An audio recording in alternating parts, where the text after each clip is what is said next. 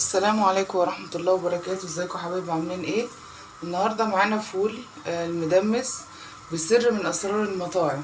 ده فول المطاعم يا جماعة، بيتعمل بالظبط زي ما انا هعمله لكم باذن الله كده، وان شاء الله يطلع حلو باذن الله. والسر ده هيبقى في اخر تسوية الفول باذن الله. معانا في المقادير ربع كيلو فول مدشوش ومغسول، معانا نص كيلو فول بلدي نقعاه. صراحة نقعته لمدة يومين، يعني يومين بالظبط. النهاردة يعني يعتبر تالت يوم، يعني الصبح. ماشي، نص كيلو اهو، غسلته غسلة حلوة. وطبعا الفولية ما شاء الله اللي هي الفتحة الكبيرة دي الجميلة دي زي ما حضراتكم شايفين كده، والفولة نفشت ازاي وكبرت. معانا معلقة بيكنج باودر صغيرة، معانا معلقة بابريكا ومية سخنة بس. هو ده اللي احنا هنعمله. ماشي، دلوقتي هنعمل ايه؟ هننزل بالمية السخنة كده زي ما انتم شايفين. بسم الله، لازم تكون مغلية.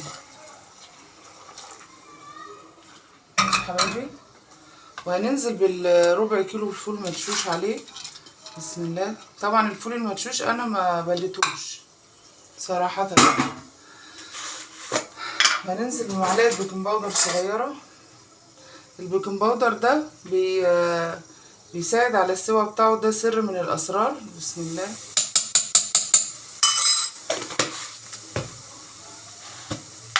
البابريكا طبعا عشان تديله لون احمر.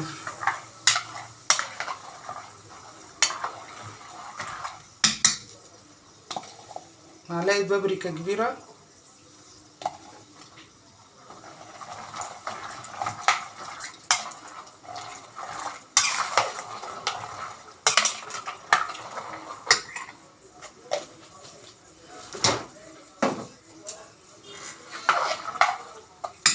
اهو كده شكله. هنحطه بقى على النار، هنحطه على النار، واول ما يبتدي يغلي كام غلوه هنوطي عليه. ماشي يا حبايبي. وقرب السوا يبقى معانا 3 معالق نشا في نص كوبايه ميه صغيره، وهننزله مع الفول. وهنحط جنبه ميه سخنه، ميه تاني سخنه، عشان لما يحتاج ميه سخنه نزوده. ماشي، تابعوني. بصوا يا حبايبي، احنا دلوقتي اهو الفول اهو دخل على سوا وبقى زبده. بصوا ما شاء الله وعامل ازاي. الفوله اتهرت تماما. طبعا السر بقى اللي احنا قلنا عليه، هنحط معلقتين نشا كبار في نص كوبايه ميه صغيره، معلقتين شوربه، معلقتين نشا كبار. وهننزل دلوقتي على الفول زي ما انتم شايفين كده، خليكم معايا. هننزل بيهم على الفول. بسم الله.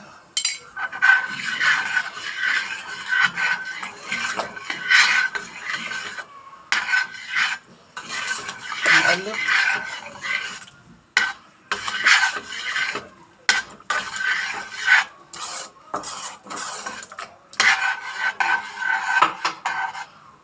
زي ما حضراتكم شايفين اهو. بصوا منظر الفول بقى روعه والله يا جماعه. ما خد سوا يعني ما شاء الله. انا عشان سبته يومين، بصوا عشان بس الدخان، بصوا عشان سبته يومين منقوع ما خدش سوا خالص مع معلقه البيكنج باودر.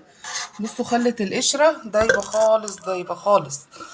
بصوا هي عشان سخن بس. بصوا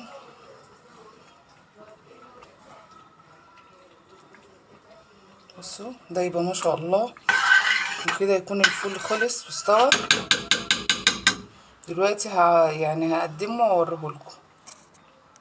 بصوا يا حبايبي، دلوقتي الفول بتاعنا خلص اهو. بصوا المنظر والجمال. بصوا بسم الله، تحفه تحفه تحفه.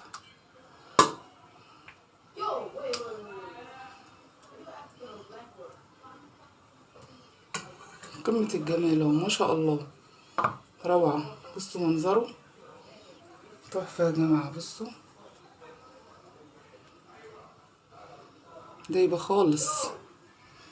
فالطريقه دي يا جماعه جميله جدا. اتمنى تدعموني وتعملوا لي اشتراك وشير ولايك للقناه لو الطريقه عجبتكم. ادي الفول اهو. والسلام عليكم ورحمه الله وبركاته.